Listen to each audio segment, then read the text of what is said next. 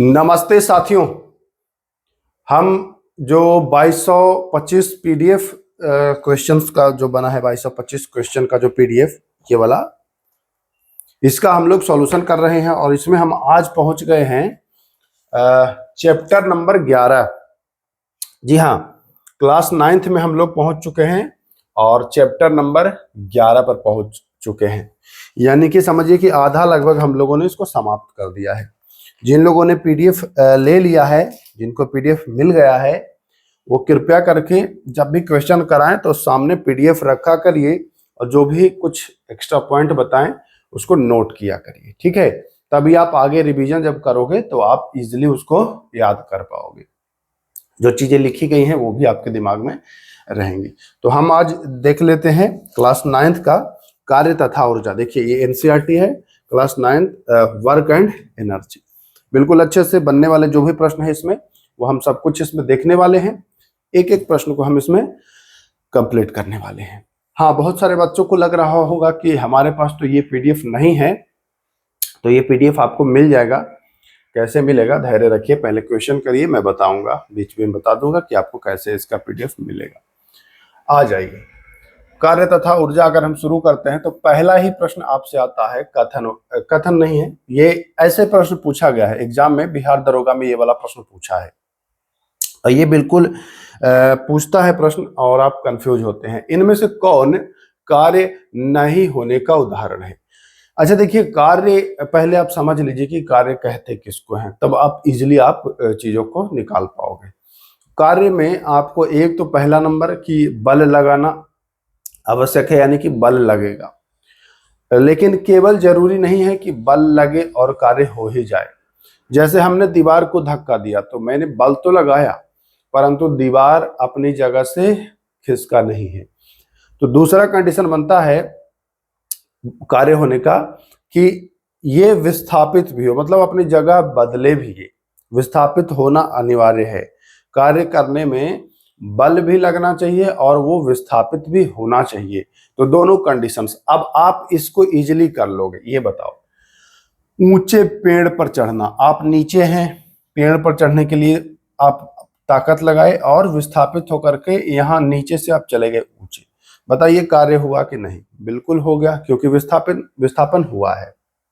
देखिए, अपने सिर पर भारी बोझ रखकर खड़े होना, ये मान के चलिए, देखिए मैं ये पुस्तक रखा हूं, ठीक है, और ये पुस्तक ऐसे मैं रख लिया। अब मैंने रख तो लिया, बल भी फोर्स लग ही रहा है, किताब लगा ही रहा है मेरे सर पे, लेकिन विस्थापित नहीं हो रहा है, मतलब हिल नहीं रहा है किताब, यहीं के यहीं है ना, विस्थापित नहीं हो रहा है। या मैं चल भी रहा हूं तो किताब विस्थापित नहीं हो रहा है, किताब सर पर ही है। तो कहने का ये मतलब है कि जब विस्थापित ना हो तो कहेंगे कि कार्य नहीं हो रहा है। इस स्थिति में आपने देखा कि अपने सर पर भारी बोझ रखकर खड़ा है आदमी, यानी कि वो विस्थापन नहीं हुआ। बल तो लगा, गुरुत्वाकर्षण के विरुद्ध बल लगा, लेकिन वो विस्थापन उसका नहीं हो रहा है, ठीक है। तो क्या कहेंगे कि भाई जो ये है कार्य नहीं होने का उदाहरण है। यही हमारा जो आंसर था वो मिल गया है। मैदान में खेलते हैं तो आप विस्थापित होते हैं, इधर उधर दौड़ते हैं, है कि नहीं, तो विस्थापित होते हैं। तो 826 का जो हो जाएगा वो विकल्प बी। ध्यान रखें, नदी में तैरना, नदी में आप तैरते हैं तो पानी को आप अपने ताकत से हटाते हैं और आप आगे बढ़ते हैं, विस्थापित होते ही हैं। अच्छा ये बताइए, चलना क्या कार्य होने का उदाहरण है? चलना और दौड़ना दोनों बताइएगा। कमेंट बॉक्स ओपन है, आप कमेंट बॉक्स में लिखिएगा। देखिए दोनों बहुत सिमिलर है, बट आंसर सावधानी पूर्वक करिएगा। चलना और दौड़ना, आपको अगर नहीं पता है तो गूगल भी कर सकते हैं, लेकिन जानिए, जानकारी रखिए और कमेंट अवश्य करिएगा। चलना क्या कार्य होने का उदाहरण है या दौड़ना कार्य होने का उदाहरण है? दोनों का कमेंट करिएगा। देखता हूं कितने बच्चे रुचि ले रहे हैं। आइए अगले सवाल पर आ गए हैं। नीचे दिए गए कथनों पर विचार करें। कार्य करने के लिए वस्तु पर बल लगाना अनिवार्य है। मैंने शुरुआत में ही कहा कि कार्य होने के लिए दो कंडीशन, एक बल लगाना और दूसरा वस्तु का विस्थापन होना। तो दूसरा कथन कह रहे हैं कार्य होने के लिए वस्तु का विस्थापन होना चाहिए। बिल्कुल, ये लाइन मैंने पहले ही आपको कंप्लीट करा दिया था, फिर रिपीट किया, तो ये देखिए दोनों कथन यहाँ पर क्या हो जाएगा, सही हो जाएगा। ठीक है, तो हम लगाएंगे कि दोनों कथन सही है। ठीक, चलिए आइए आगे आते हैं। किया गया कार्य किसके बराबर होता है? किया गया कार्य किसके बराबर होता है? आपने बल लगाया और वस्तु विस्थापित हुई, यानी बल गुणे विस्थापन, फोर्स और डिस्प्लेसमेंट। क्लियर है? कोई दिक्कत समझने में तो बताइएगा, ठीक ना। ये प्रश्न पूछा था कार्य होने का उदाहरण वाला, बिहार दरोगा, शायद पीटी में ही पूछा था या मेंस में, याद मुझे क्लियर नहीं है, लेकिन पूछा था इतना दरोगा में, यही 1799 वाले की मैं बात कर रहा हूं। चलिए विचार कर, नीचे दिए गए 3 कथनों पर विचार करना है। किसी वस्तु पर, एक मिनट, किसी वस्तु पर लगने वाले बल द्वारा किया गया कार्य बल के परिणाम तथा बल की दिशा में चली गई दूरी के गुणनफल के बराबर होता है। गुणनफल के बराबर होता है, बिल्कुल सही, आपने शुरुआत में ही देख लिया। किसी वस्तु पर लगने वाले बल द्वारा किया गया कार्य बल के परिणाम तथा बल की दिशा में चली गई दूरी के गुणनफल के बराबर होता है, बिल्कुल गुणनफल के बराबर होता है। अगला स्टेटमेंट देखते हैं क्या है। कार्य एक सदिश राशि है। ये बताइए, कार्य में कोई दिशा है क्या? कार्य में कोई दिशा है क्या? तो कार्य में दिशा नहीं है, कार्य अदिश राशि है। बल का एसआई मात्रक न्यूटन है, जूल नहीं है, तो हम कहेंगे कि केवल और केवल एक सही होगा हमारा। दूसरा और तीसरा कथन जो है वो क्या है हमारा? तो दूसरा और तीसरा कथन जो है वो हमारा गलत है। ठीक है, प्रश्न संख्या 829 का। ठीक है, चलिए, 1 जूल कार्य कब माना जाता है? 1 जूल कार्य तभी माना जाएगा जब, बहुत इंपॉर्टेंट सवाल है, 1 जूल कार्य बराबर पूछ सकता है आपसे, 1 जूल बराबर ऐसे पूछ देगा, 1 जूल कार्य बराबर, तो बताएंगे 1 न्यूटन का बल वस्तु को 1 मीटर तक विस्थापित करे तब कहेंगे कि 1 जूल कार्य हुआ है। 1 न्यूटन का बल किसी वस्तु को 1 मीटर तक विस्थापित करे तब 1 जूल कार्य कहलाता है। इंपॉर्टेंट है, ध्यान रखिएगा। आइए अगले सवाल की ओर हम लोग बढ़ते हैं। नीचे दिए गए कथनों पर विचार करें। बल द्वारा किया गया कार्य ऋणात्मक नहीं हो सकता है। जब बल विस्थापन की दिशा में लगता है तो कार्य ऋणात्मक होता है। अच्छा, ये मानिए, जैसे उदाहरण के रूप में ही समझाता हूं आपको। जैसे ये इस पर रख दिया मैंने, ये अब हमने इस पर बल लगाया आगे की ओर और वस्तु पीछे की ओर जाए, तब माना जाएगा ऋणात्मक कार्य। तो क्या ऐसा संभव है कि जब बल लगे और कार्य ऋणात्मक हो, धनात्मक नहीं हो? तो कहेंगे कि ये तो मुश्किल लग रहा है, बट ये होता है, ध्यान रखिएगा। जब गाड़ी चल रही होती है तो आप ब्रेक लगाते हो तो दूरी के विरुद्ध बल लगता है, मतलब चाल के विरुद्ध बल लगता है। चाल सीधी दिशा में होती है और बल उसको रोकने के लिए लगता है, तो ऐसे में आप कहेंगे कि ऋणात्मक का उदाहरण, या फिर घर्षण बल का भी ले सकते हैं आप उदाहरण। ठीक है, तो ऋणात्मक हो सकता है। तो बल द्वारा किया गया कार्य ऋणात्मक नहीं होता है, ऐसा नहीं है, हो सकता है। कथन पहला गलत है। जब बल विस्थापन की दिशा में लगता है, इधरे लग रहा है, तो वो धनात्मक होगा, परंतु यहां कह रहा है कि ऋणात्मक होगा, तो ये भी कथन गलत है। तो कहेंगे दोनों कथन यहां पर जो है वो गलत है। यहां क्या हो जाएगा? यहां हो जाएगा दोनों गलत हो जाएगा। चलिए अगले सवाल पर आते हैं। ऊर्जा का एसआई मात्रक वही है जो कार्य का है, यानी कि जूल। ठीक है, ऊर्जा संरक्षण के नियम को प्रयोगात्मक रूप से सत्यापित कर यांत्रिक तुल्यांक का मान ज्ञात किया था।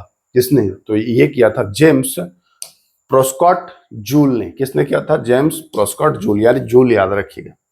इनमें से कौन कार्य होने का उदाहरण है? कार्य होने का उदाहरण है। ठीक है, इनमें से कौन कार्य होने का उदाहरण है? ध्यान रखिएगा। कार्य होने में मैंने बताया है कि कार्य कब माना जाएगा? जब विस्थापित भी हो और उस पर बल भी लगाया जाए। ध्यान रखिएगा, गतिशील गोली, यहां पर जरा समझिएगा, गतिशील गोली, गोली तो केवल चल ही रही है, ठीक है, तो गोली चलती हुई गोली क्या कार्य होने का, गोली तो चल रही है लेकिन वो कोई कार्य कर रही है क्या? तो देखिए दो कंडीशन यहां पर बनता है। अगर गोली को केवल ऐसे आसमान में आप छोड़ दिए, ऊपर गई, कुछ भी विस्थापित नहीं हुआ, कोई भी उपयोगी कार्य नहीं किया गया, तब तो कार्य नहीं माना जाएगा। परंतु गोली को कहीं मारे, जैसे किसी दरवाजे में मारे, तो गोली अपनी पूरी ताकत दरवाजे में लगाएगा और दरवाजा को तोड़ेगा या आगे पीछे करेगा, तो वो विस्थापित करेगा। तो कंडीशंस दोनों अलग अलग होंगे। फिलहाल गतिशील गोली को हम मानेंगे कार्य का उदाहरण, क्योंकि जब भी आप गोली मारते हैं तो कुछ ना कुछ विस्थापित करेगा, दीवार में ही मारेगा तो दीवार को तोड़ेगा फोड़ेगा, कुछ ना कुछ विस्थापित करेगा ही करेगा, तो वो कार्य का उदाहरण मान सकते हैं। बहती हुई हवा, बहती हुई हवा भी कार्य होने का बढ़िया उदाहरण माना जाता है। जब हवा बह रहा है तो मान के चले किसी किवाड़ से टकराया या किसी पेड़ से टकराया, टहनियों को हिलाया है कि नहीं, या पवन चक्की वाला जो लगा है उसको हिलाया, तो वो कहीं ना कहीं कार्य होने का उदाहरण माना जाता है। घूमता हुआ पहिया, देखिए घूमता हुआ पहिया में दो कंडीशन है। अगर घूमता हुआ पहिया में गाड़ी चल रही है तब तो कार्य होने का उदाहरण माना जाएगा, और परंतु अगर खड़ी गाड़ी में पहिया को घुमा दिए हैं तब वो कार्य नहीं, क्योंकि वहां विस्थापन नहीं हो रहा है। तो पॉइंट को नोट करिएगा, यहाँ हम ऐसे मानेंगे कि सभी उदाहरण है, ठीक है, सभी मानेंगे। कंडीशन मैंने आपको बता दिया कि किस स्थिति में नहीं माना जा सकता है और किस स्थिति में माना जा सकता है। आइए, किसी वस्तु की गतिज ऊर्जा उसकी चाल के साथ बढ़ती है। गतिज ऊर्जा है, चाल बढ़ेगी तो गतिज ऊर्जा बढ़ेगी, ठीक है, चाल बढ़ेगी गतिज ऊर्जा बढ़ेगी, ठीक है ना, चाल बढ़ेगी गतिज ऊर्जा बढ़ेगी, ध्यान रखिएगा। किसी निश्चित दिशा, किसी निश्चित वेग से गतिशील वस्तु की गति, किसी निश्चित वेग से गतिशील वस्तु की गतिज ऊर्जा उसे उस वेग तक पहुंचाने के लिए किए गए कार्य के बराबर होती है। तो पहला कथन तो गलत है, गतिज ऊर्जा चाल के साथ घटती नहीं है, बढ़ती है, लेकिन दूसरा कथन सही है, तो हम कहेंगे कि केवल कथन दो सही है। आइए अगला सवाल,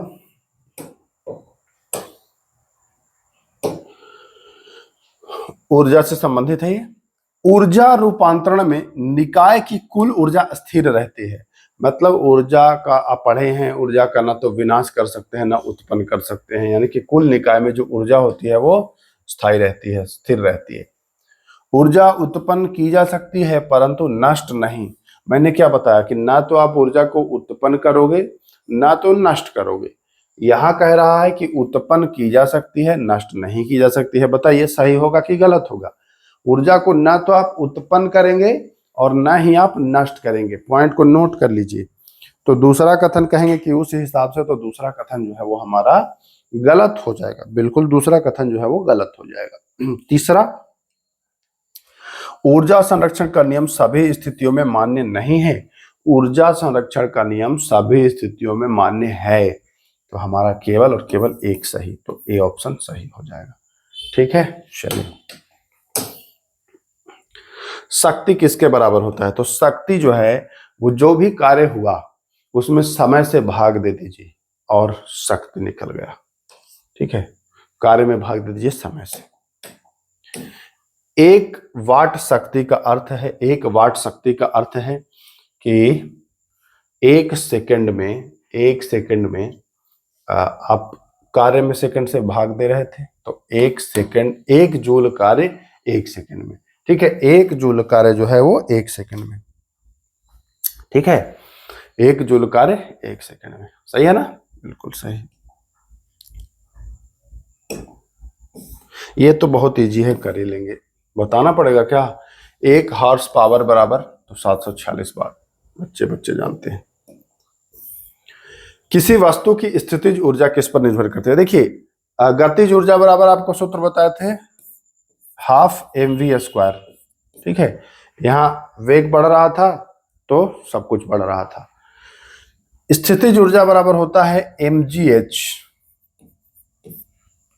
मास होगा, गुरुत्वीय त्वरण होगा, ऊंचाई होगा। ध्यान रखिएगा ये mgh होता है, यानी कि मास, द्रव्यमान, गुरुत्वीय त्वरण ग्रेविटेशनल और हाइट, तीनों।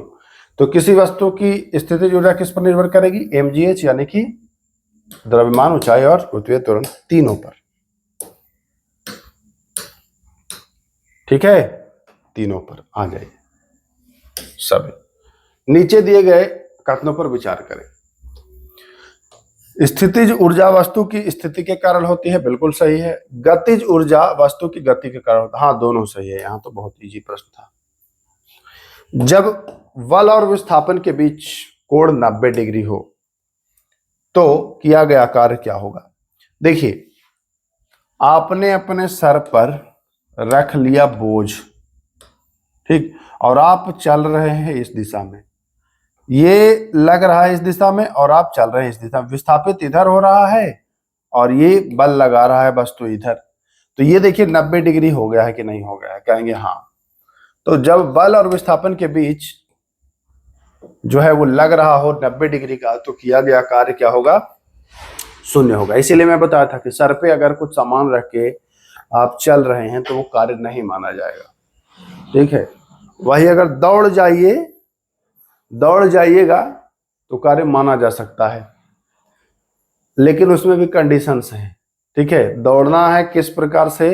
अच्छा, इसीलिए मैं क्वेश्चन किया था कि दौड़ना और चलना कार्य होने का उदाहरण है या नहीं है।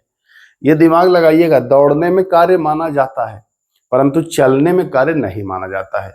अब बताइएगा कि क्यों ऐसा होता है कि दौड़ना कार्य करने का उदाहरण है? ऊर्जा संरक्षण नियम के अनुसार ऊर्जा नष्ट की जा सकती है, नहीं उत्पन्न भी नहीं की जा सकती है, ना तो उत्पन्न ना ही नष्ट। सी ऑप्शन यहां सही हो जाएगा। कार्य में होता है, कार्य में दिशा नहीं होता है, परिणाम होता है केवल। बल का ऐसा ही मात्रक न्यूटन तो आप जानते ही हो, बताने की आवश्यकता नहीं है। बल द्वारा किया गया कार्य मैं बताया था कि धनात्मक भी हो सकता है और ऋणात्मक भी हो सकता है, तो दोनों होगा। विद्युत के उसमें प्रभाव का नियम किसने दिया था? तो ये जूल ने दिया था, ये भी आपको पता ही है किसने दिया था, जूल ने दिया था। किसी वस्तु की गतिज ऊर्जा उसके चाल के साथ, तो बताया था ना 1/2 mv²। ठीक है, तो भाई वेग बढ़ेगा तो गतिज ऊर्जा क्या हो जाएगा? बढ़ जाएगा। खींचे हुए रबर बैंड में कौन सी ऊर्जा होती है? रबर बैंड अगर खींचे हैं तब तो स्थितिज ऊर्जा है, परंतु अगर छोड़ेंगे तो बदल जाएगा। तो खींचे हुए में स्थितिज ऊर्जा। ये बताइए, उड़ते हुए पक्षी में कौन सी ऊर्जा होगी? पूछता है प्रश्न, उड़ते हुए पक्षी में। तो उड़ते, देखिए एक चीज में कॉन्सेप्ट आपको बता दे रहा हूं, जब भी ऊंचाई की बात कर दे तो एकदम फटाक से बोलिएगा स्थितिज ऊर्जा। ठीक है, ऊंचाई जैसे ही आए तो बोलिएगा क्या? स्थितिज ऊर्जा। तो पक्षी जब उड़ रहा है आसमान में तो ये ऊंचाई पर है, ऊंचाई पर है कि नहीं? तो जैसे ऊंचाई पर गया तो स्थितिज ऊर्जा। और एक चीज ध्यान रखिएगा, उड़ रहा है इसका मतलब वो आगे भी बढ़ रहा है, यानी कि उसमें गति भी है, तो दोनों हो जाएगा, स्थितिज ऊर्जा भी और गतिज ऊर्जा भी। ठीक है, स्थितिज ऊर्जा भी और गतिज ऊर्जा भी। छत पर एक पत्थर ऐसे लटका रख दिए तो उसमें कौन सी? आप कहेंगे ऊपर गया है, ऊपर किसी चीज में लटका दिए तो यानी कि ऊंचाई आ गया, और जब ऊंचाई आ गया तो उसमें स्थितिज ऊर्जा। ऊंचाई आ गया तो स्थितिज ऊर्जा, ध्यान रखिएगा। अब प्रश्न पूछता है कि उड़ते हुए विमान में बैठे व्यक्ति में, विमान में नहीं, उड़ते हुए एक विमान उड़ रहा है उसमें जो व्यक्ति बैठा है उसमें कौन सी ऊर्जा हो? तो उड़ रहा है, अगर विमान पूछे तो विमान तो भाई धरातल से ऊपर भी है और चल भी रहा है, तो उड़ते हुए विमान की जो ऊर्जा होगी वो भी दोनों होगी, परंतु उड़ते हुए विमान में बैठे व्यक्ति की क्या ऊर्जा होगी? व्यक्ति जो बैठा हुआ है सीट से बैठा हुआ चिपक के, उसमें क्या ऊर्जा होगी। आपको मैं पूरा कॉन्सेप्ट बता चुका हूं। अब आप ये निष्कर्ष निकालिए कि जो व्यक्ति बैठा है, मैं विमान की बात नहीं कर रहा हूं, व्यक्ति जो बैठा है उसमें कौन सी ऊर्जा होगी। ठीक है, ऐसे प्रश्न एग्जाम में आता है। आइए, खींचे हुए रबर बैंड, स्थितिज ऊर्जा बता दिया। किसी वस्तु द्वारा उसकी स्थिति या विन्यास में, स्थिति में परिवर्तन हो रहा है तो स्थितिज ऊर्जा ही कहेंगे। स्थितिज ऊर्जा का सूत्र mgh, मैं बता दिया हूं mgh। ठीक है, ये वाला है mgh, सूत्र याद कर लीजिएगा mgh। ठीक है, ध्यान रखिएगा mgh होता है। ऊंचाई बढ़ने पर स्थितिज ऊर्जा, जितना ऊंचा जाएगा ये बढ़ते जाएगा बढ़ते जाएगा। किसी वस्तु की गतिज एवं स्थितिज ऊर्जा का योग, कुल योग, ये आंतरिक ऊर्जा कहलाता है। अच्छा, गतिज ऊर्जा का भी बता दिया हूं, 12 mv²। ठीक है, ये स्थितिज ऊर्जा का है, तो ये भी ध्यान रखिएगा। ऊर्जा रूपांतरण की दर को क्या कहते हैं, तो ऊर्जा रूपांतरण की दर को कार्य कहते हैं। शक्ति का ऐसा मात्रक तो वाट है, ये आप जानते ही हैं। 1 वाट बराबर क्या होता है, 1 वाट बराबर क्या होता है भाई, ये बहुत अच्छा सवाल है। और ये प्रश्न जो है वो आपका पूछा गया है, ये प्रश्न जो है वो आपका पूछा गया है 1 वाट वाला, ध्यान रखिएगा। 1 वाट, ये शक्ति, मैं पहले बताया हूं कि आपको शक्ति का ये मात्रक है। और शक्ति क्या था, शक्ति जो था वह कार्य को मापना था। नहीं, कार्य को मापना का मतलब कि कितना कार्य में अगर समय से भाग दे देते हैं तो शक्ति आता है, यही बताया था।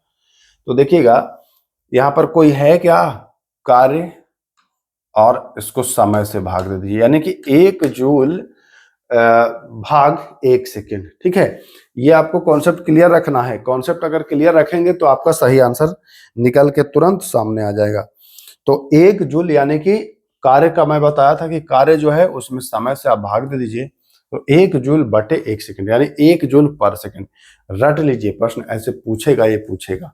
ठीक है, ये प्रश्न पूछेगा ही पूछेगा, तो इसको आप रट लीजिए। और कौन सा प्रश्न है, 857 ना, तो बिल्कुल सही है। 1 जूल में भाग दीजिए 1 सेकंड से। ठीक है, चलिए, 1 जूल कार्य, तो 1 जूल कार्य कब माना जाता है, ये तो बताया था ना कि 1 मीटर तक किसी वस्तु को 1 न्यूटन बल से विस्थापित किया जाए, यानी कि 1 न्यूटन से 1 मीटर तक विस्थापित किया जाए तो गुणा होगा। ठीक है, बल गुणे विस्थापन, ये हो जाएगा। क्लियर है, तो ये प्रश्न दोनों आपको रट लेना है। मैं फिर कह रहा हूं मेरे भाई, इन दोनों प्रश्नों को रट लीजिए, रट लीजिए, रट लीजिए। एग्जाम में आता है, आता है, आता है। दोनों प्रश्न बहुत बार आया है अलग अलग परीक्षाओं में, खासकर बिहार के एग्जाम में। ऊर्जा का व्यावसायिक मात्रक किलोवाट घंटा है, वाट मत लगा दीजिएगा, यहाँ किलोवाट घंटा लगाना है, व्यावसायिक मात्रक कह रहा है। 1 किलोवाट घंटा में होता है तो 3.6 गुणे 10 की पावर 6 जूल। ठीक है, तो हमारा जो है वो चैप्टर 11 समाप्त हो गया है। अब हमारा जो चैप्टर शुरू होगा वो चैप्टर 12 शुरू होगा, क्लास 9th का। और फिर एक आएगा चैप्टर 13 से लेकर के लास्ट तक। चैप्टर 13 से लेकर लास्ट तक में थोड़े थोड़े पॉइंट हैं, इसलिए एक ही चैप्टर में उसको इंक्लूड कर दिया हूं। तो देख लिया आपने कैसे आज हम लोगों ने जो है वो समाप्त किया इसको, कार्य ऊर्जा। और अब रही बात कि ये कहाँ से मिलेगा, तो ये पाठशाला विद के ऐप है, वहाँ से आपको डाउनलोड कर लेना है, प्ले स्टोर से ऐप डाउनलोड कर लेते हैं तो वहाँ आता है आपको पेड कोर्स का ऑप्शन, उसमें आप जाएंगे तो आपको साइंस का मास्टर पीडीएफ मिल जाएगा, ज्योग्राफी का भी है, परंतु जो आपको लेना हो वो ले सकते हैं वहाँ से। उसके बाद आप बढ़िया से प्रिंट करा के तैयार करा लीजिए। ठीक है, तो बस इतना ही। अगर किसी सवाल में कोई डाउट हो तो अवश्य बताइएगा, है ना। तो चलिए फिर मिलते हैं, तब तक के लिए नमस्कार।